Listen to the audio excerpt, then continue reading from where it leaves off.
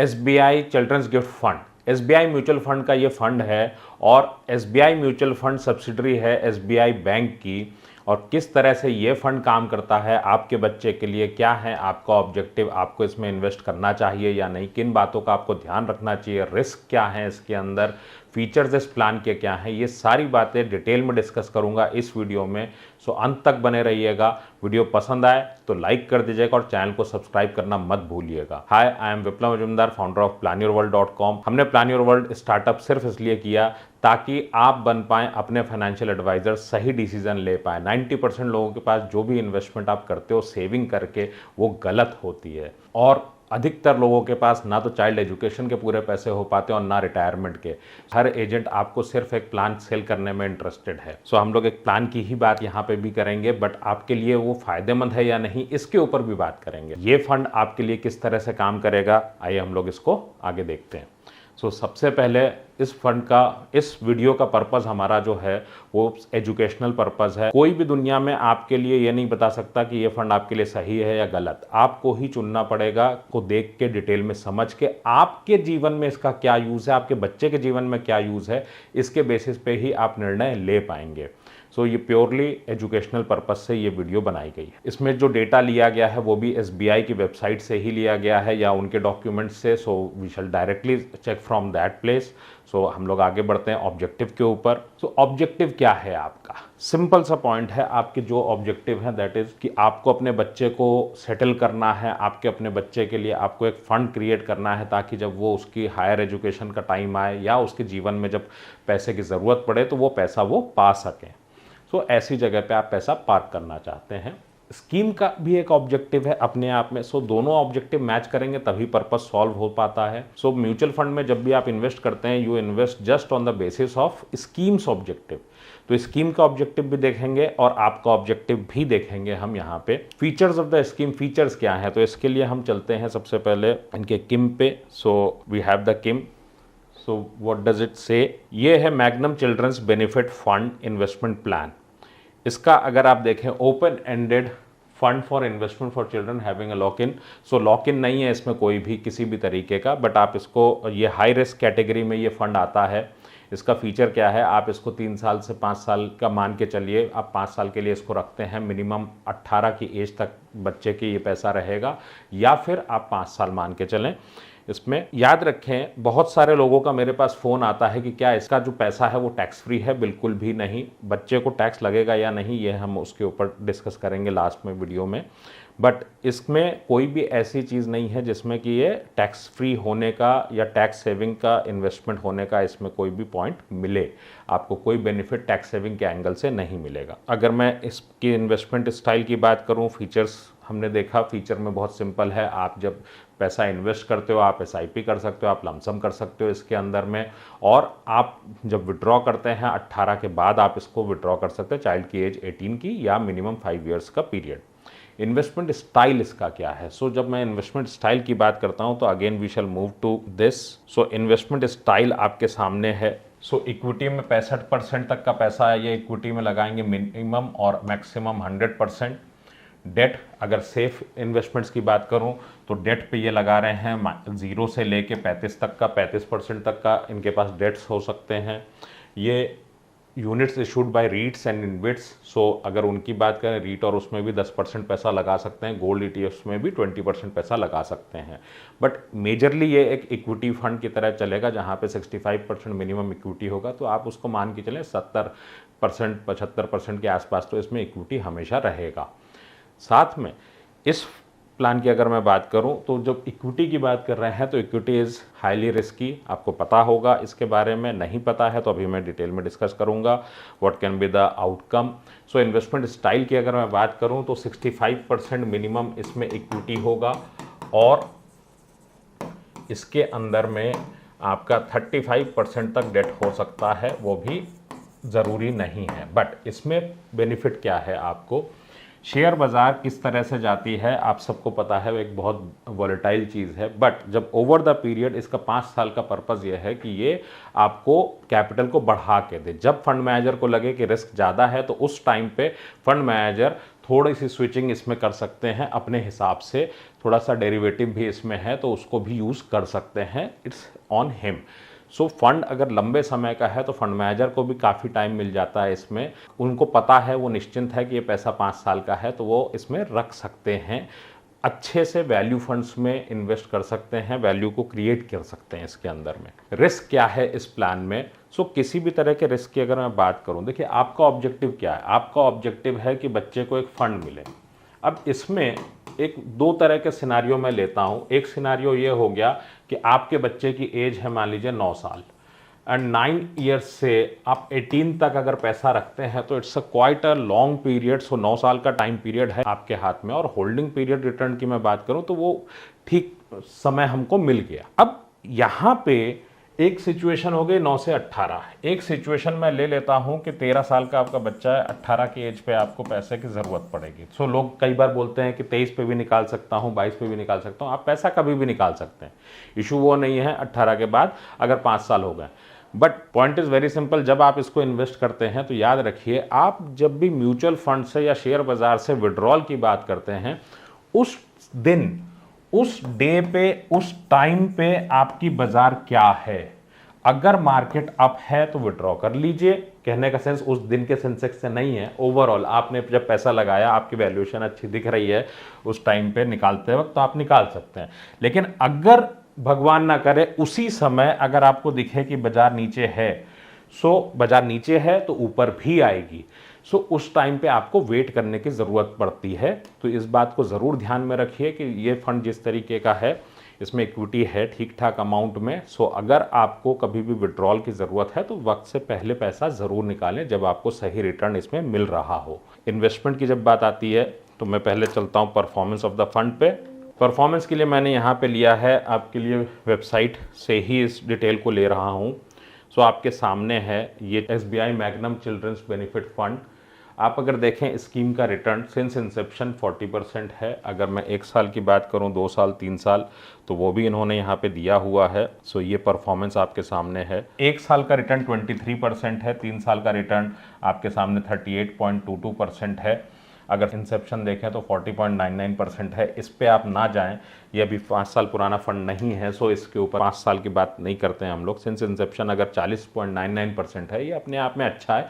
और इस दौरान शेयर बाजार ने भी बहुत अच्छा रिटर्न दिया है, इसलिए भी इसका रिटर्न ज़्यादा है। आप अगर इसको मान के चलें कि GDP प्लस इन्फ्लेशन के हिसाब से अगर मान के चलें तो आपके बच्चे को कहीं ना कहीं 12 से 13% का रिटर्न आप मान सकते हैं, अगर आपने 5 साल का इसमें इन्वेस्टमेंट रखा हुआ है तो।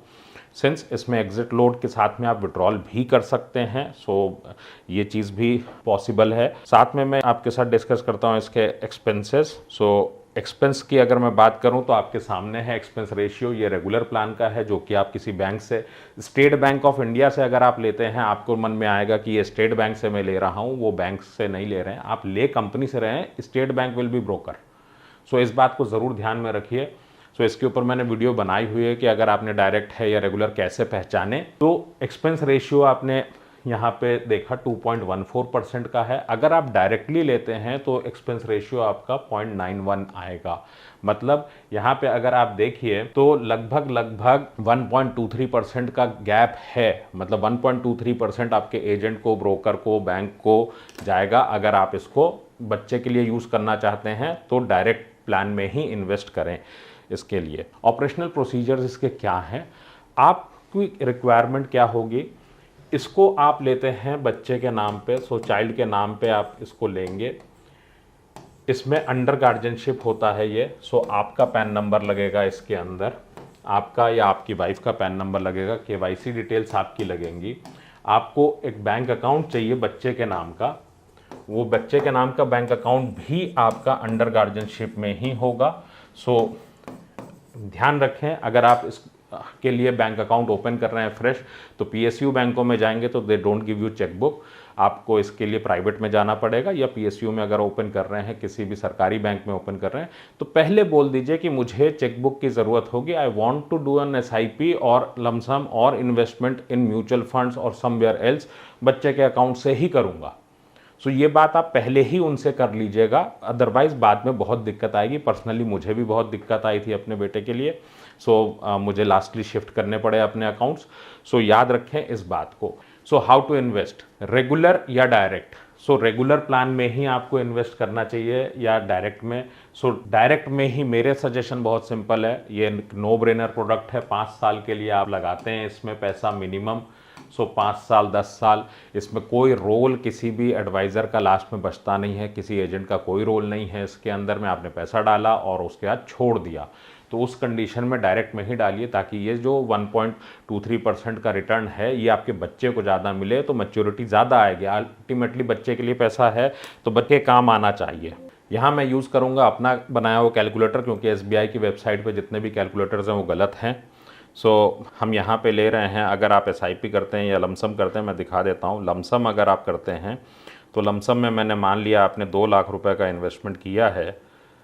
सो 2 लाख का आपने इन्वेस्टमेंट किया है, यहाँ पे मैंने 7 ईयर्स का टाइम लिया है और रिटर्न के तौर पे मैंने 12% का रिटर्न लिया है कि अगर आपने बैंक से लिया है तो क्या फ़र्क पड़ेगा। सो ये कैलकुलेटर आपको दिखा देता है कि कितनी मैच्योरिटी आएगी। तो मैच्योरिटी आएगी 4,42,000 रुपये। अगर इसी प्लान को आप डायरेक्ट में लेंगे तो हम यहाँ पे 13.23 कर देते हैं रिटर्न, और आपके सामने है 4,77,000 रुपये। ये जो 35,000 रुपये हैं, क्या ये 35,000 रुपये आप एक नाम बताने का या एक ट्रांजैक्शन करवाने का आप देना चाहोगे बैंक को या एजेंट को? सो आपकी मर्ज़ी है, अगर नहीं तो फिर बच्चे के लिए पैसा लगा दीजिए, ज़्यादा अच्छा है। इसी का मैं SIP के मोड में अगर कर दूं तो आपके सामने है कि मैं 10,000 रुपये महीने की SIP करता हूं, और 10,000 रुपये महीने पे आप देख सकते हैं कि 13% पे अगर जाते हैं 13.23 पे तो 13,45,000 रुपये बनते हैं, और इसी को आप एजेंट ब्रोकर के ज़रिए करेंगे तो 12,88,000 रुपये बनते हैं। So it's up to you कि आप डायरेक्ट लेना चाहते हैं या आप लेना चाहते हैं आपके लिए रेगुलर। सो याद रखें फिर से, direct is no commission, regular is with commission. Then growth लें या डिविडेंड? सो आपको ग्रोथ प्लान लेना चाहिए इसके अंदर। सो बच्चे के लिए हमको इसकी ज़रूरत नहीं है, हमें ग्रोथ प्लान ही लेना चाहिए हर हाल में। ऑफलाइन या ऑनलाइन, इसमें आप जिसमें भी कंफर्टेबल हो आप लें। वंस आपका चाइल्ड 18 क्रॉस करता है तो ये पैसा उनके लिए ही होगा, उनके सिग्नेचर से ही निकलता है। सो याद रखें कि इसको आपको सिग्नेचर्स वगैरह को इंट्रोड्यूस करने पड़ते हैं, तो ऑफलाइन अगर नहीं भी है तो आपको ऑफलाइन जाना पड़ सकता है उनके 18 पे। What happens when child becomes major, 18 के होते हैं तो आप जाते हो, आप बैंक में उनके सिग्नेचर को सबसे पहले इंट्रोड्यूस करते हैं, आप बच्चे के साइन को। देन आप बैंक से जो भी डॉक्यूमेंट्स होते हैं प्रूफ्स लेके आप जाते हो, इनके पैन कार्ड के साथ में आप म्यूचुअल फंड में जाके आप अगेन उनके सिग्नेचर इंट्रोड्यूस करते हैं। तो इसमें आप मान के चलिए 10-15 दिन का टाइम लग सकता है, अलग अलग म्यूचुअल फंड कंपनीज में अलग अलग टाइम लगता है।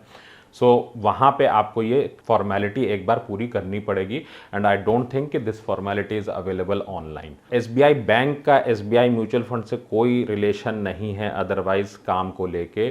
SBI bank SBI mutual fund को रिप्रेजेंट नहीं करता है, ये बात ध्यान रखिए। SBI बैंक सिर्फ SBI म्यूचुअल फंड को बेचता है, और इंडिया का सबसे ज़्यादा ब्रोकरेज जो जाता है वो स्टेट बैंक ऑफ इंडिया को ही जाता है।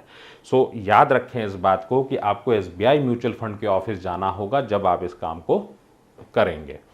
सो आपको ऑफलाइन भी पता हो तो बेहतर है। How should you plan your child's future? Problem क्या है यहाँ पे कि हम लोग बात करते हैं कि हमें एक अमाउंट चाहिए, हमने एक अमाउंट को इन्वेस्ट कर दिया, लेकिन क्वेश्चन दूसरा है, as a father what do you want? आप तो आज एक अच्छे मन से आप पैसा इन्वेस्ट करना चाहते हैं, you are really responsible, but the point is क्या चाहते हैं आप? आप ये चाहते हैं कि बच्चे ने के लिए आप 5 लाख रुपए की तैयारी करें, 10 लाख की तैयारी करें। सो एज अ फादर हमें नहीं पता बच्चा क्या करेगा, लेकिन हमें ये बात ज़रूर पता है कि 5 लाख 10 लाख की ज़रूरत पड़ सकती है। सो फ्रेंड्स, ये पैसा आज का है, दिस इज़ फॉर टुडे। जब आप इसको 10 साल 15 साल 5 साल बाद आप इसको देखेंगे तो महंगाई के साथ विद इन्फ्लेशन यहाँ पे ज़्यादा पैसे की ज़रूरत पड़ेगी, maybe 20 lakhs, maybe 30 lakhs। So what you need to do, you need to plan. बिना प्लानिंग के ये पॉसिबल नहीं है। आप सेव कर रहे हो हर महीने, व्हाट वी आर डूइंग, पता है मैक्सिमम लोगों के इन्वेस्टमेंट इंडिया में गलत हैं। क्यों गलत हैं? हम क्या करते हैं, हमने सेव किया, सेव करने के बाद हमारी सबसे बड़ी गलती ये है कि हम ये सोचते हैं ये इन्वेस्टमेंट हमारा काम नहीं है, हम तो इन्वेस्ट कर रहे हैं खाली, सो हम किसी को बुलाएंगे और वो कर देंगे। याद रखिए, इंडिया में एडवाइजरी तीन ही तरह के लोग देते हैं, बैंक दे रहा है, एजेंट्स दे रहे हैं, और म्यूचुअल फंड एजेंट या इंश्योरेंस एजेंट। अब ये तीनों लोग क्या आप में इंटरेस्टेड हैं, बच्चे के फ्यूचर में इंटरेस्टेड हैं? बिल्कुल भी नहीं। कुछ अच्छे एडवाइजर्स हैं, जरूर 5% लोग ऐसे होंगे जो बहुत अच्छे एडवाइजर्स हैं, but 95% people are simple sellers. So जब सेलर्स की बात कर रहा हूं तो इनको आपके पैसे से क्या लेना देना, इनको तो वॉलेट शेयर चाहिए, आप ज्यादा से ज्यादा इन्वेस्ट कर दो, जो आपके अकाउंट में हो सब डाल दो। बट आपको क्या चाहिए? आपको चाहिए बच्चे का सेटल्ड फ्यूचर, आपको चाहिए कि जो पैसा यहां पे चाहिए आप उस पैसे को दे पाओ। साथ में आपको क्या चाहिए? आपका रिटायरमेंट, आपके रिटायरमेंट के पैसे भी चाहिए, आप लोन भी वापस करोगे। सो आप एसेट एलोकेशन कैसे करेंगे?